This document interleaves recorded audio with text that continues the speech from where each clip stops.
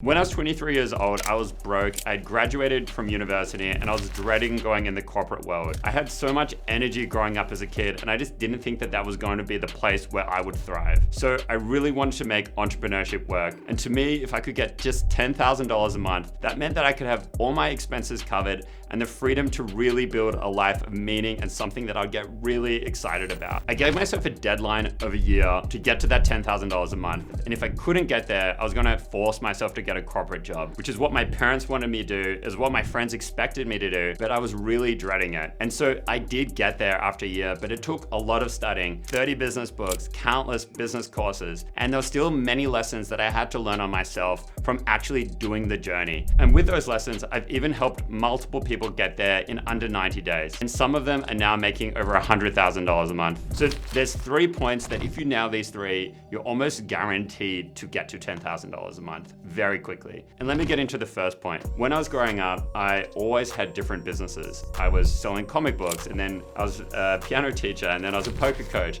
and then I had a party company. And this is just a few of many different ideas that I had. I was always getting excited about something, jumping in, building something, and sometimes that'd work and often they wouldn't work. But I noticed that a lot of the best entrepreneurs really nail this first point. In fact, it's often the difference between a first time or second time entrepreneur and then a third time entrepreneur that really can build something really impressive. If you nail this, you can get 10 to 100 times the result for the exact same effort. And that is picking the right idea. So being clear, if your goal is to get to $10,000 a month, then what are the ideas that are going to be the most easy and effortless to get you there, to build you the financial freedom, to build the life that you want? I realized that I was building these companies like my party company or a tech company I started that were fun and that were getting some traction with users, but they were not giving me any income. And it'd be actually very hard to build consistent cash flow with these businesses. So I had to find an idea that was going to serve my goal, which was to get to some level of financial freedom so that I could build the life that I desired. So what opportunity did I pick, and what is the best way to make money in 2023? So if you looked at my first businesses, I was always doing something creative, from running this party business to a tech company and trying to innovate. But I realized one of the easiest ways to make money is to help other people make money. And you don't have to do something unique if you only want to build a $10,000 or $100,000 a month business, because you can copy what's already working,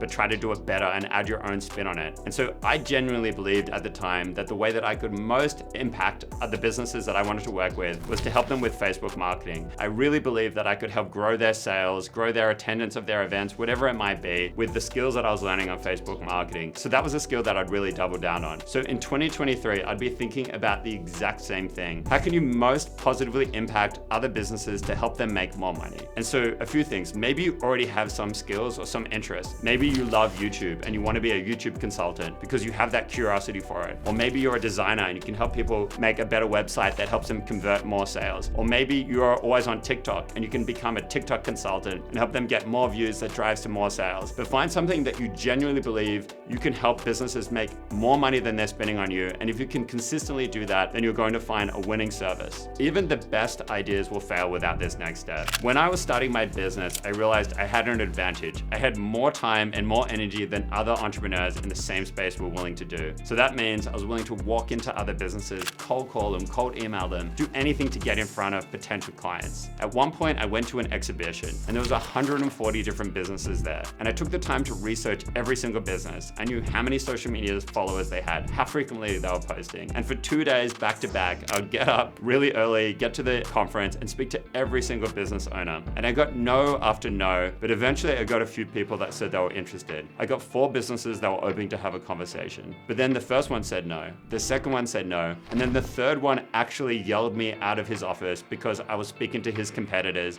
and he thought that that wasn't okay. And this was a real tough point for me because I was doing all of the work. I was trying so hard because I knew I had this energy and passion and I was going to deliver an amazing result. But people were saying no, or even at worst, they were yelling me out the door. It was at this point where I really had to figure out, did I really want this? And was I really willing to put in the work to try to make this work? I realized there was something else that I needed to figure out, which is my passion wasn't enough. And I had to figure out how I could show that I was the right person to help their business. This took me down a rabbit hole of studying everything I could around sales, doing different courses from people like Jordan Belfort and reading all of the classic sales books. Just because you're passionate, that doesn't mean that people want to work with you. I had to figure out how to frame it in the right way. So I'd been studying studying, I'd been learning more and more around sales, and then I still had that one last lead. And so I came with a new strategy. Even though he wasn't very convinced by the first meeting, I had another chance for a meeting, and I had strategies this time. And this time I presented the offer and I got a closed contract. And this was the first time in my entire life where I had fished for my own client and successfully got it. I'd put in energy and effort, and I'd proven that with the process that I was using, I could get a client on my own. The key lesson that I took from this was I realized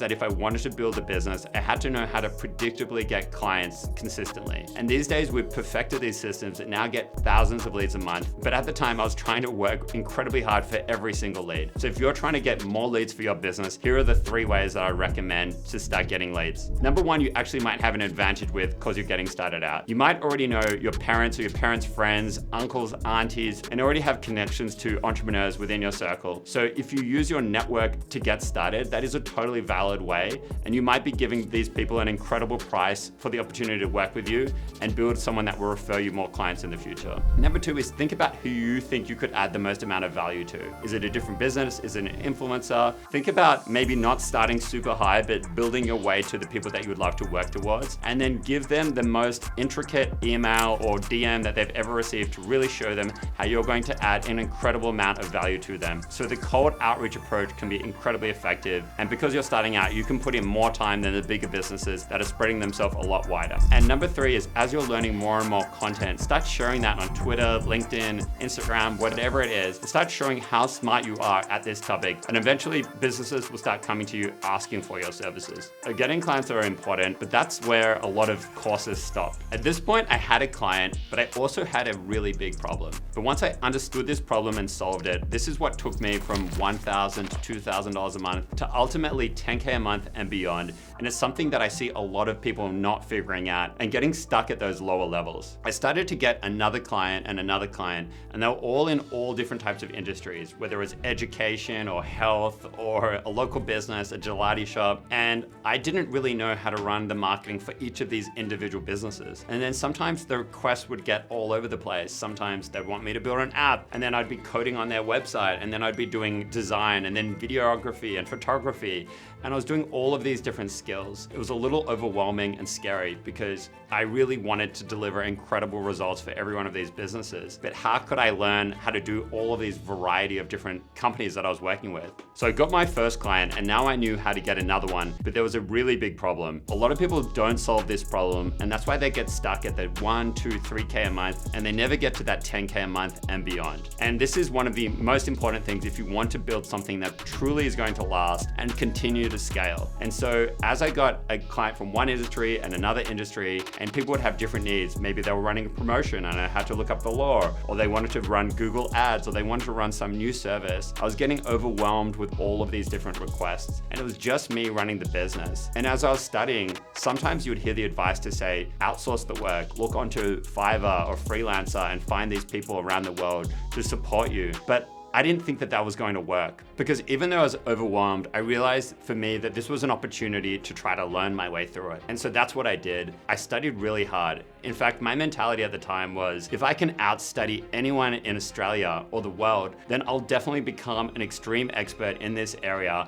and be able to deliver the best experience possible. And so it took some sleepless nights of studying, sometimes 8 to 10 hours a day, and studying, but I was just making sure that every client got an incredibly good experience. And that led to the same clients that I got 10 years ago still being with my agency these days, which is kind of unheard of. And a lot of businesses get their clients and then they churn them after 3 months or 6 months. And I've actually worked with a lot of agencies, and they're good at sales, they're good at lead generation, but they really fall flat when it's time to deliver an amazing offer. And it could be because they're growing too fast and they haven't taken the time to really develop the skills, or they're outsourcing components of the work. But if you're really trying to build something that's going to last, this is so incredibly important. You need to be willing to outlearn the competition and make sure that you deliver the best of the best dollar for dollar. So a year was almost up. and I was at 8K a month, and I needed to get another $2,000 to avoid getting that corporate job. And a lead came through, and it was a fashion brand that I'd heard of, and they wanted me to do a presentation. And I got the opportunity to go to their boardroom and present to 5 different people. It was their directors, the CEO, the head of marketing, and I put everything that I learned into that presentation, everything that I learned around sales, everything that I'd been learning about social media, and brought it into that. And I'd put this presentation together myself just on PowerPoint, and I found out they were getting pitched from 3 other agencies that week. And these are 3 of the biggest agencies in Australia. These are companies with a lot more people than just me in the company. And it was really nerve-wracking, not only to speak to so many people, but to be up against these other big agencies. And so I waited and waited to hear back on how I went. Finally, my phone rang from the CEO, and they said they'd carefully reviewed every presentation, and I had won the contract. 2.5K a month. I'd hit my goal